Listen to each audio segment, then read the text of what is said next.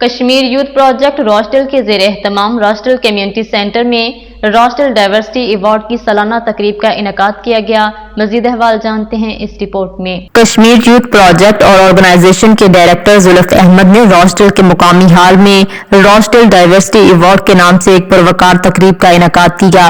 تقریب میں مہمانان خصوصی کے طور پر شرکت کرنے والوں میں deputy mayor greater Manchester, police crime criminal justice and fire کیرتی Green, member parliament Rochdale sir Tony Lloyd, deputy mayor Rochdale Shakeel Ahmed, deputy mayoress Rubina Bibi, director of health Abdul Majeed, deputy leader Adalat Ali, deputy leader Janet Emsley اور صدر federal journalist association of Pakistan Muhammad Afzal Butt تھے۔ تقریب کے organiser youth Ahmad اور محمد ندیم نے تمام مہمانوں کو خوش آمدید کہا۔ مہمانان خصوصی اور ایوارڈ حاصل کرنے والی شخصیات کے علاوہ انگلش اور ایشین کمیونٹی کی سرکردہ شخصیات، سیاسی اور کاروباری شخصیات، کمیونٹی رہنما جن میں Rochdale cabinet senior member councillor Iftikhar Ahmed, councillor Wazir Shah, councillor Muhammad Arshad, councillor Samina Zaheer, councillor Ali Ahmed, councillor Amber Nisa, chief executive Deeplish community centre Sohail Ahmed, سابق mayor Muhammad Zaman, chairman council of مساجد Rochdale Tahir Mahmood, kitchen soup organisation chief executive Muhammad Shiraz Athar Mahmood, Khalid Chaudhry, doctor Shakoor Ahmed, Muhammad Nadeem کے علاوہ مرد و خواتین نے کثیر تعداد میں شرکت کی۔ شرکاء نے اپنے خطاب میں کشمیر یوتھ پروجیکٹ کینپوری ٹیم کو راچڈیل کمیونٹی کو ایک چھت تلے جمع کر کے پروقار تقریب منعقد کرنے پر خراج تحسین پیش کیا۔ کمیونٹی کو یکجا رکھنے میں ان کی کاوشوں کو سراہا اور کمیونٹی میں اہم کردار ادا کرنے والی شخصیات اور آرگنائزیشن میں میرٹ کی بنیاد پر ڈائیورسٹی ایوارڈ دینے پر خوشی کا اظہار کیا۔ ایوارڈ اور اسناد حاصل کرنے والوں کو مبارکباد پیش کی۔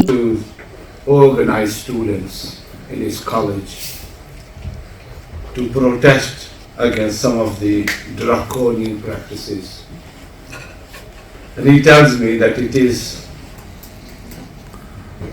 those activities that determined his career towards journalism.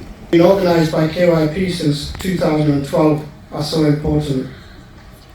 The awards showcase the excellent work being done by people from all sectors and walks of life to support and advance inclusion, cohesion and diversity. Expectancy. More than a third of 25 to 64-year-olds are economically inactive due to long-term sickness absence.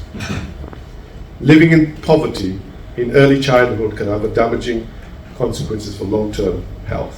My English saying as well, actually.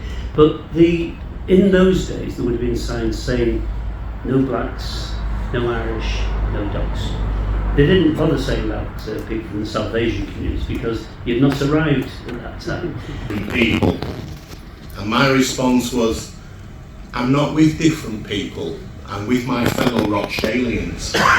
And that's the key, because no matter where our origins come from across the world, no matter what gender we are, اس موقع پر deputy leader راچڈیل عدالت علی نے پاکستان سے آئے ہوئے معروف اور senior journalist اور صدر federal journalist association of Pakistan Muhammad Afzal but کو ان کی انتھک محنت، پاکستان اور عالمی سطح پر صحافتی خدمات پر اعزازی سند بھی پیش کی۔